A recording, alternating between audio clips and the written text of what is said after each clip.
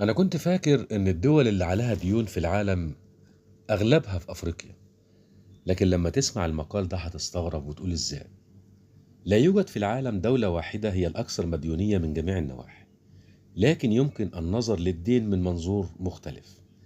الدين الكلي بالدولار أو نسبة الدين إلى الناتج المحلي، وده بعض أكتر الدول مديونية حاليا.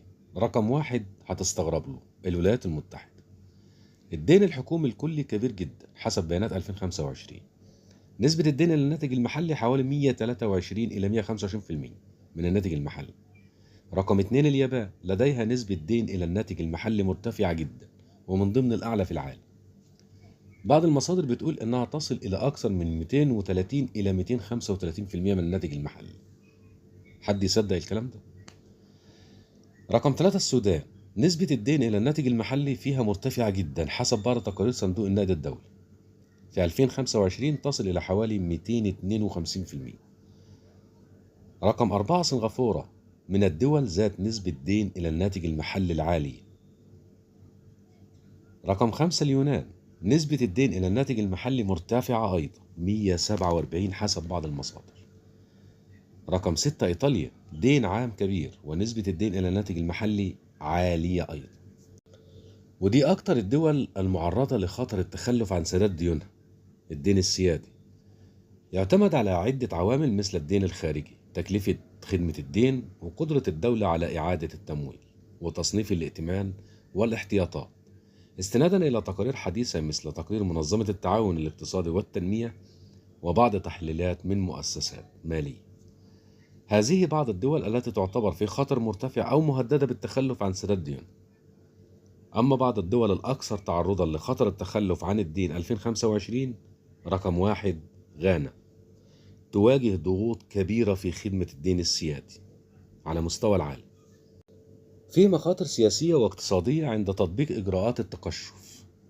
رقم اتنين موزمبيق، ضمن الدول التي أشير إليها في تقرير منظمة التعاون بأنها في مخاطر عالية جدا أو قيد التخلف. دفع الدين الخارجي يمثل عبء كبير على الميزانية.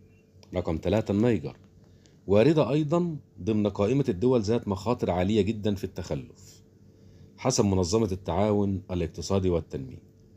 نسبة الدين الأجنبي مرتفعة بين بعض اقتصادات الدول النامية الصغيرة.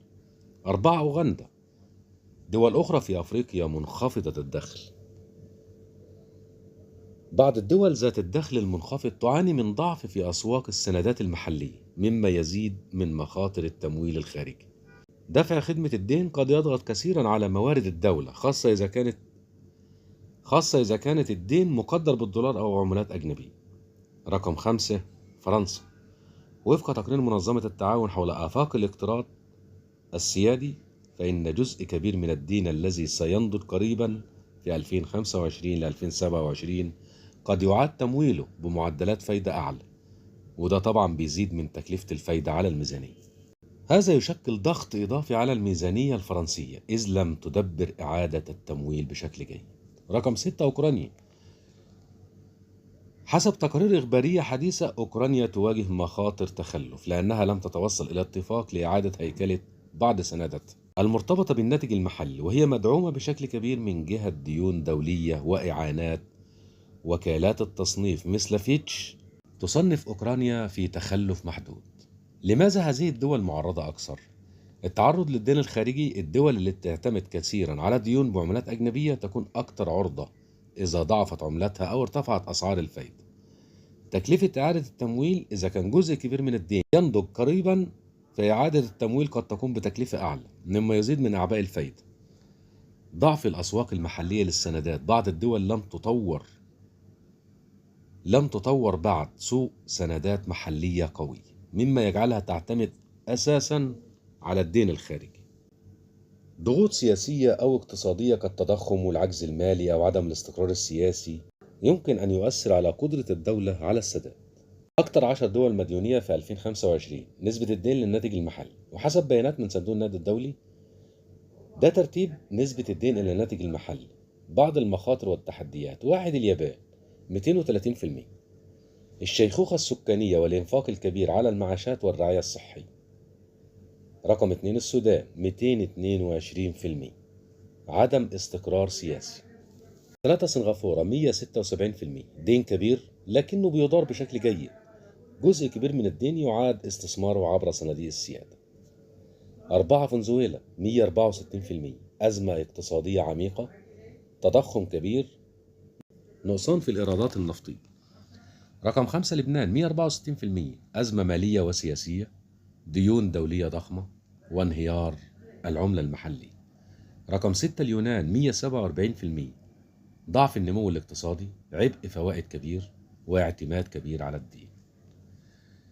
رقم 7 البحرين 143%.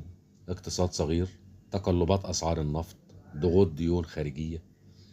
رقم 8 إيطاليا 137%. معدل دين قوي، ضعف النمو وتكلفة خدمة الدين مرتفعة. رقم 9 جزر المالديف 132%. اقتصاد يعتمد كثيرا على السياحة، ضعف التنويع الاقتصادي. رقم 10 موزمبيق 131%. ديون خارجية كبيرة ومخاطر اقتراض مرتفعة وضعف البنية التحتية. إذن كثير من الدول في العالم يعاني من ديون. والله أنا كنت فاكر إن كل الديون للدول الأفريقية بس. اتضح إن مفيش حد عايش مرتاح. دمتم بخير.